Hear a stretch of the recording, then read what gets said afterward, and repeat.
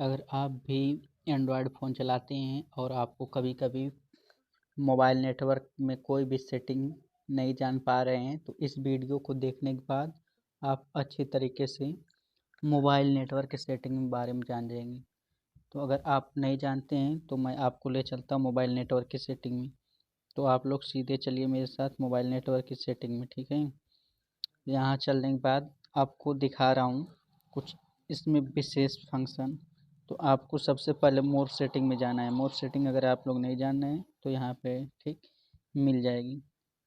आप कोई सा भी फ़ोन ले लीजिए एंड्रॉयड का, आपको मोर सेटिंग नेटवर्क सेटिंग में मिलेगी ही। तो आपको करना क्या है, आपको use mobile data during call, मतलब अगर आप कभी कभी क्या होता है कि कोई चीज़ गूगल पर सर्च करते होते हैं तभी आपका फ़ोन आता है, और क्या होता है फ़ोन बातें करते करते आपका कभी कभी वो साइट ब्लॉक मतलब बंद हो जाती है, नेट नहीं चलता है। तो अगर आप ये सेटिंग ऑन कर दे रहे हैं जो लिखा है use mobile data during call, तो आपका होगा क्या कि अगर आप फ़ोन भी रिसीव हो जाएगा उसके बाद भी आप वो साइट चलाते रहेंगे, मतलब नेट चलता रहेगा। तो आपको इस सेटिंग को ऑन करना है, ठीक है। उसके बाद क्या करना है, आपको फ्लैश लाइट का ऑप्शन कहाँ से मिलेगा, तो इसके लिए आपको चले जाना कॉल सेटिंग में।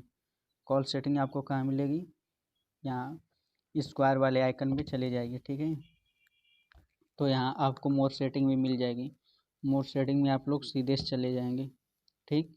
मोड सेटिंग में आपको फ्लैश आने का मतलब अगर क्या होता है कभी कभी किसी का मोबाइल रिंग मोड से होकर साइलेंस मोड में हो जाता है, और कभी कभी वाइब्रेट मोड भी ऑफ हो जाता है। तो आपका अगर रात के अंधेरे में फ़ोन लगाते हैं तो आपका मोबाइल आसानी से अगर फ्लैश लाइट मोड ऑन है, मतलब कॉल इनकमिंग कॉल के टाइम, तो रात में आसानी से मिल सकता है।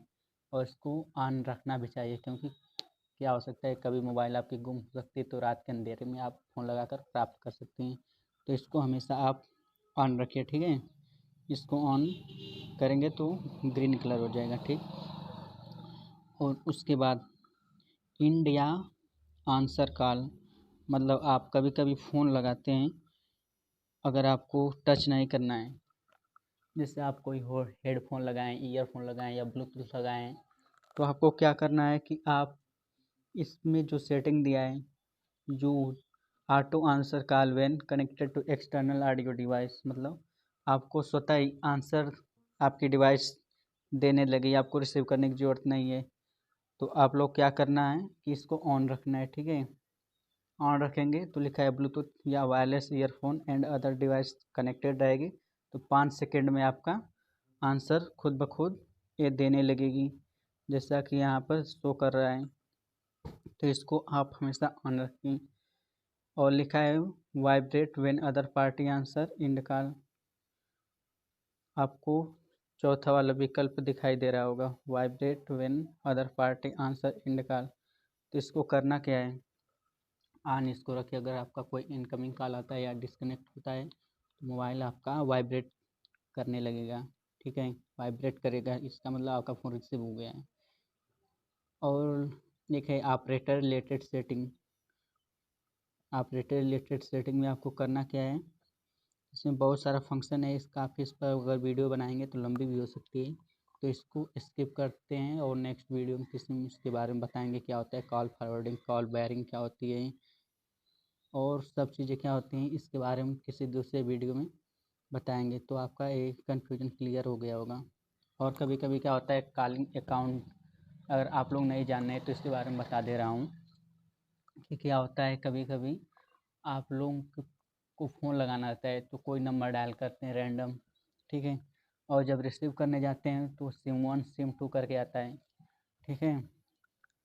और यह ऑलवेज आस्क आता है, तो आप लोग समझ नहीं पाते हैं। तो मैं इसी सेटिंग के बारे में बताने जा रहा हूँ। क्लिक करता हूँ सिम 1, अगर आपका जो रिचार्ज वाली सिम है अगर पहले में तो पहले पर क्लिक कर दीजिए, ठीक। अगर आपका रिचार्ज वाली सिम दूसरे में है, ठीक है, तो दूसरे में क्लिक करिए। जैसे अगर आपकी रिचार्ज वाली सिम दूसरे नंबर में है तो दूसरे पर क्लिक करेंगे, अगर पहले नंबर में है तो पहले करेंगे, अगर दोनों में है दोनों से बात करना चाह रहे हैं तो इस पर क्लिक करेंगे, ठीक। तो आपका हो जाएगा। तो मेरे में पहले में है तो मैं पहले में किया हूँ। ठीक, अगर आप लोग इतना भी अगर नहीं जान पा रहे हैं तो एक बार फिर से वीडियो को देखिएगा, आपको तुरंत समझ में आ जाएगा। और कभी कभी क्या होता है, अगर आप लोग दोनों सिम में डाटा भरा कर रखते हैं और क्या होता है कि डाटा एक में वीक चलता है, मतलब नेटवर्क नहीं पाता है, तो दूसरे में ऑटोमेटिक पकड़ाने के लिए आपकी ये सेटिंग काफ़ी यूजफुल है, जिसमें मैं आपको इस बार वाले आइकन में दिखा रहा हूँ। ऑटो स्विच डाटा सिम, मतलब अगर आपका डाटा वीक चल रहा है, किसी सिम में नेटवर्क कमज़ोर है, तो दूसरे में ऑटोमेटिक बदल जाएगा। ठीक, इतना काफ़ी इस वीडियो में समझाने के लिए। अगर कोई और भी समझ में नहीं आया है तो इस वीडियो को फिर से देखिएगा। इतना वीडियो में लास्ट तक बने रहने के लिए आपका